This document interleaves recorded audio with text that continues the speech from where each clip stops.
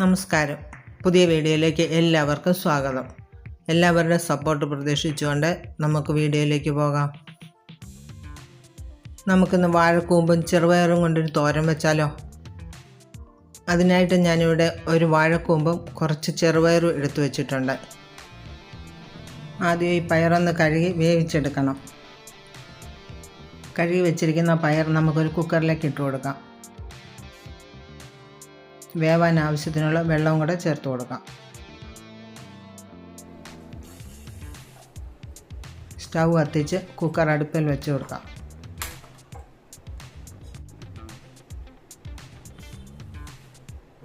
ഇതിലേക്ക് 2 അല്ലി വെളുത്തുള്ളിയും കൂടി ഇട്ട് കൊടുത്തിട്ട് കുക്കർ അടച്ചു വെച്ച് നമുക്ക് പയറൊന്ന് വേവിച്ചെടുക്കാം.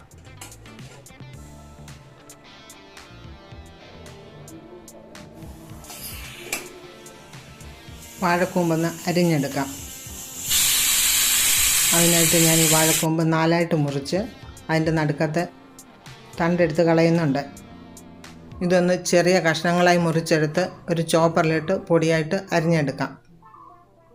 ഇതിന് വേണ്ടുന്ന അരപ്പ് തയ്യാറാക്കുന്നതിന് വേണ്ടി കുറച്ച് തേങ്ങാപ്പീര എടുത്ത് വെച്ചിട്ടുണ്ട്. അതിലേക്ക് 1/2 സ്പൂണിന് താഴെ മഞ്ഞൾപ്പൊടിയും എരിവിനാവശ്യത്തിനുള്ള മുളക് പൊടിയും ആവശ്യത്തിനുള്ള ഉപ്പും 1 നുള്ളു ജീരകപ്പൊടിയും ചതച്ചു വെച്ചിരിക്കുന്ന ചെറിയ ഉള്ളിയും കൂടെ ചേർത്ത് നല്ലതുപോലെ ഇളക്കി യോജിപ്പിച്ചെടുക്കാം.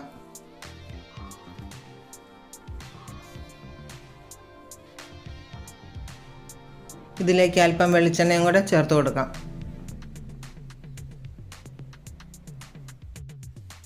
ഇത് നല്ലതുപോലെ ഒന്ന് ഇളക്കി യോജിപ്പിച്ച് കൊടുക്കാം. ഇതിലേക്ക് നമ്മൾ അരിഞ്ഞു വെച്ചിരിക്കുന്ന വാഴക്കൂമ്പും കൂടെ ചേർത്ത് കൊടുക്കാം. ഇത് നല്ലതുപോലെ ഒന്ന് ഇളക്കി യോജിപ്പിച്ച് വയ്ക്കാം. സ്റ്റൗ കത്തിച്ചിട്ട് ഒരു പാൻ വെച്ച് കൊടുക്കാം. ഈ പാനൊന്ന് ചൂടായി വരട്ടെ.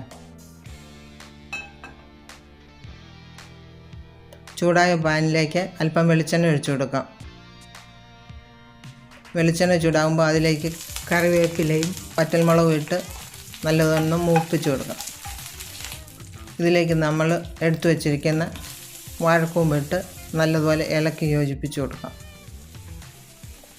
ഇത് നല്ലതുപോലെ ഒന്ന് തട്ടിപ്പൊത്തി വെച്ചിട്ട് നമുക്ക് അടച്ചു വെച്ച് വേവിച്ചെടുക്കാം.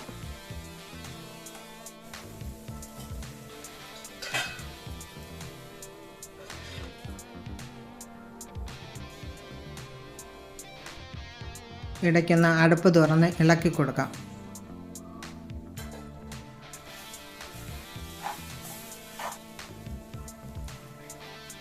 നമുക്കിത് വെന്തോന്നും ഉപ്പ് പാകത്തിനുണ്ടോ എന്നും നോക്കാം. വേവൽപ്പം കുറവുണ്ട്. കുറച്ച് സമയം കൂടെ നമുക്ക് അടച്ചു വെച്ച് വേവിക്കാം. ഇതൊന്ന് തുറന്ന് നോക്കി നല്ലതുപോലെ ഒന്ന് ഇളക്കി കൊടുത്തതിന് ശേഷം വേവിച്ച് വെച്ചിരിക്കുന്ന ചെറുപയർ ഇട്ട് കൊടുക്കാം. ഇത് നല്ലതുപോലെ ഒന്ന് മിക്സ് ചെയ്ത് കൊടുക്കാം.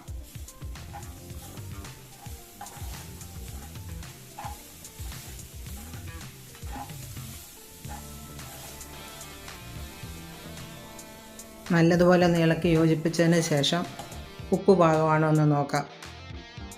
നമ്മൾ ചെറുപയറിന് ഉപ്പ് ചേർത്ത് കൊടുത്തിട്ടില്ലായിരുന്നു.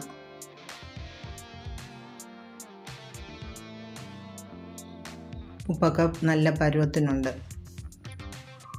ചെറുപയറും കൂമ്പും കൂടെ ഒന്ന് യോജിച്ച് കിട്ടുന്നതിന് വേണ്ടി അല്പസമയം കൂടെ നമുക്ക് അടച്ചു വെച്ച് വേവിച്ചെടുക്കാം. അടപ്പൊന്ന് മാറ്റിയിട്ട് നമുക്ക് നല്ലതുപോലെ ഒന്ന് ഇളക്കി കൊടുക്കാം.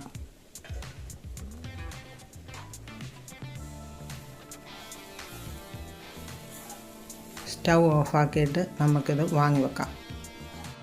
നമ്മുടെ ചെറുപയറും വാഴക്കൂമ്പും കൊണ്ടുള്ള തോരൻ ഇവിടെ റെഡി ആയിട്ടുണ്ട്.